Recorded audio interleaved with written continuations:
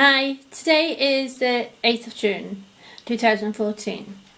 My name is Violet Wood and this is my second video about my heart condition. How to start. I have to say I have a lot of different medical conditions and I'm in a lot of tablets which has affected my short-term memory. So excuse me because I've actually written it down, so I'm reading it from here as I speak. The tablets all interact with each other and it is a big problem for my GP, consultants and specialists who have seen me. The actual problem is hard to diagnose because of this. I've been having stomach problems and pains and chronic diarrhea for many years, but from the year 2009 upwards, symptoms became worse. Being two gastro people, symptoms lessened with treatment, but still had pain and it became difficult moving around the house. It was that bad I had to actually crawl up the stairs and my breathing got worse and I was constantly tired. But when I went to bed, the coughing then started and breathing was a problem, so I took an extra pillar to see if it would help. Everything I tried to do was an effort. Walking was exhausting and I needed help to walk either by holding onto something or being held by family members, and I still had stomach problems.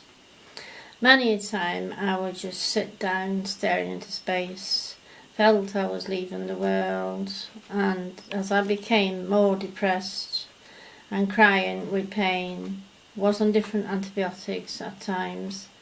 Some time was double dose and all the other medication as well I was taking at that time. It just seemed to appear nothing worked for me. Seen many a consultant and waiting list just went on and on and on. I also had migraines all the time, which to me was basically lack of sleep, as I was up from 2 AM onwards most mornings. In November 2010 I went to my GP again and complaining of chest pain this time. The doctor did examine me and I had an ECG done. She said I would need to go to a hospital to be checked out. I said I would get the bus at the top of the road. I didn't want to go by ambulance because I wanted my husband Mike to be with me. The doctor did not want me to exert myself too much, so I said I would walk slowly to the bus stop and go to the shop, which was at the bottom of the town. My husband Mike was manager at the shop, so when I got to Mike I explained the situation and he shut up shop and off we went. We got to the hospital around 12 noon and were sent to a cubicle. The doctor came and asked me loads of questions. I explained the problems with the stomach and having diarrhea 4 to 5 times daily, chest pain, migraines and tired all the time. He examined me from head to toe, did some blood tests which took some waiting for results as per norm.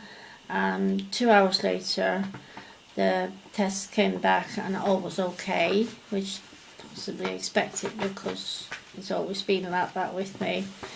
More tests were done, on and on it went. My legs were jumping around, but then that's another story. Time was getting on. I seen another consultant, more tests including an ECG. I did say my GP had said the hospital would do an ECG while I was there as well, as they have more advanced equipment. I also said my GP seemed concerned and was there a problem. They said your GP's ECG looks like you had a heart attack and also the one that they just did looks like I had a heart attack. But they went on to say that I hadn't, as I was acting normal and didn't look ill. So back we went to the cubicle, talking to the consultant again. I just happened to turn my head sideways, like so. And the consultant said, "Don't move." So I thought, okay. So I just stayed like that, and he had a look at my neck, and he spotted that I had an enlarged vein on my neck, and he checked it out. So another test was ordered, and that test came back that I had fluid on my chest. I said, "Well, what about my stomach?" And he says, "Well, they are going to put that aside for now. We mainly need to concentrate on the vein, as it indicates a heart problem." They wanted me to admit me immediately. I said I can't, as I've got no pants, which is perfectly normal for a woman to say. Mike's face was a picture, and the doctor looked a bit as well. So I still said no, so it was arranged it would be done as an outpatient, which was fine with me, because I didn't want to stop in anyway. We got home at 11 p.m. that night. A week later, Mike came home from work. I was on my way to the toilet, crawling up the stairs. Mike said I had two choices. I was going to hospital either by ambulance or he would take me. I was in no state other than to agree. Mike phoned the emergency admissions unit at Nottingham City Hospital, as that is where the cardiac unit is, and only GPs or doctors can admit patients there. But Mike persuaded them to admit me that evening. We'll have to stop here now and continue tomorrow, as I'm getting tired. So thank you again for listening, and hope to speak to you soon. Okay, night night, God bless.